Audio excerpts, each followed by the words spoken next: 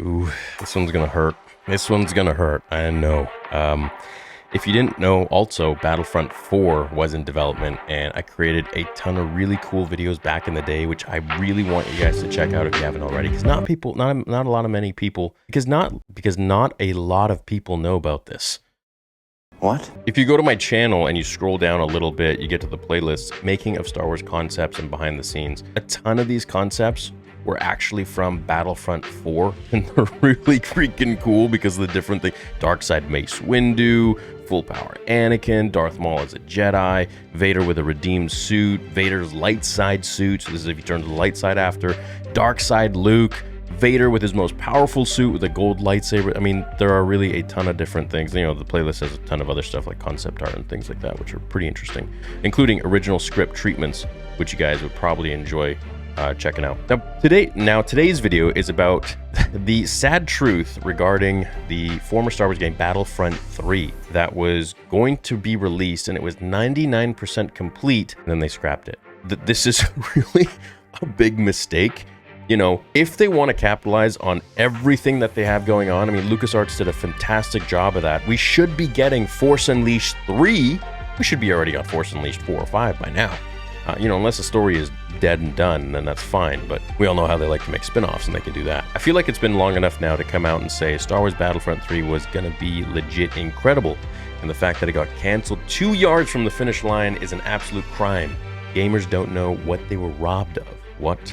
Now, Michael Barclay is designer for video games, and I guess he knows, you know, a lot of the stuff that went down with Battlefront 3.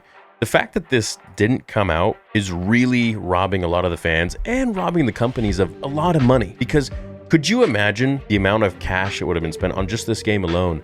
And then on top of that, if you want to buy, let's say, different skins, or, you know, like the whole Fortnite thing that they're doing, you want to buy different weapons or different colored suits, lightsabers, whatever, man. Barclay's claim isn't a new one. Way back in 2012, Free Radical co-founder Steve Ellis also claimed that Star Wars Battlefront 3 was 99% done. This prompted a former LucasArts employee to lash out at the studio, which has since undergone multiple iterations before opening under Deep Silver in 2021. This 99% complete stuff is just BS, the former employee claimed to GameSpot at the time. A generous estimate would be 75% of a mediocre game. Maybe it wasn't a good game. Maybe it was crap. But, you know, from what I've learned, I don't really trust corporate people who pencil push and count numbers. I trust more so the people that are creating the game, which are much more, most of the time, you know, they're not so focused on just the money. They're focused on the story and making a really cool game. And when it comes to Star Wars, you have to be careful who you hire, as we've seen time and time again. After, you know, George Lucas, of course, who oversaw everything, most of everything. You know, was it a bad game? Maybe, you know, some guys saying it was mediocre, another guy saying it was amazing. I think it would have been really good. And, you know, if they had learned anything from Battlefront 2, they would have taken this and created something really special. They went on to claim that Free Radical continually missed milestones and the game didn't work in 2007, but that LucasArts was desperate for what was a next-gen follow-up to Battlefront on Xbox and PS3. Not the least because Star Wars Battlefront and its sequel sold extremely well on PS2 and Xbox. The claims led to a war of words in the press, with Ellis posting a lengthy statement claiming that Battlefront 3 being 75% of a mediocre game was false, while pointing to leaked footage that he said backed him up. He went on to say that LucasArts was a company with problems in 2008. Shortly after Ellis' comments, LucasArts was shuttered by Disney, which had acquired Star Wars the year before. IGN reached out to Barclay to see if he had an additional context to add, but did not receive a response. Yeah, of course not. Plenty of footage and even a playable build would emerge in the years that followed, allowing fans to decide for themselves what they were missing. Much of that footage would ultimately be pulled, with Battlefront 3 ultimately being lost to history. EA would later reboot the series, though with notable differences from the original LucasArts games, such as how it handled space battles. The original Battlefront games remain beloved fan favorites for the way that they combine the prequel and original trilogy eras, pitting players against each other in large-scale space battles when they could board and attack enemy capital ships.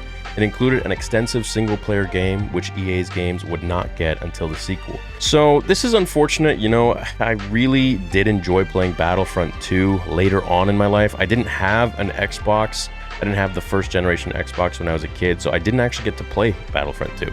I got to play JK2, you know, a ton of that on the computer, but I didn't actually get to play Battlefront 2 until years later, you know, when I could get consoles and stuff like that, and PC. Now, there's a really easy fix to this. Release the game now. Release Battlefront 4, because there's a million different concept arts that were created for Battlefront 4. Release Force Unleashed 3, the Darth Maul game, 1313. I mean, 1313 looked like a really nice game, but I guess it just went against, you know, the lore that they wanted to create, that Disney wanted to create going forwards. So I'm surprised that, you know, LucasArts didn't follow through with this game and release it.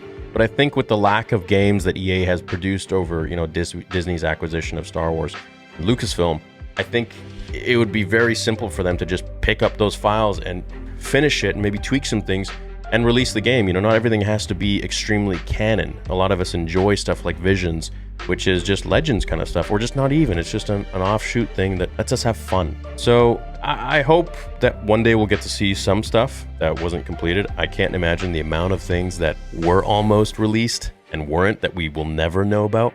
But hey, that's the name of the game, and we just got to kind of play with the stuff that we're given and just forget the rest, I guess. But we can always theorize. So let me know what you think about this. Would you have wanted to play Battlefront 3, or are you happy that we didn't get this quote-unquote mediocre game, or quote-unquote amazing, legit, incredible game? As always, thanks for watching this video. I'll see you all in the next one, and until then, remember, the Force will be with you always.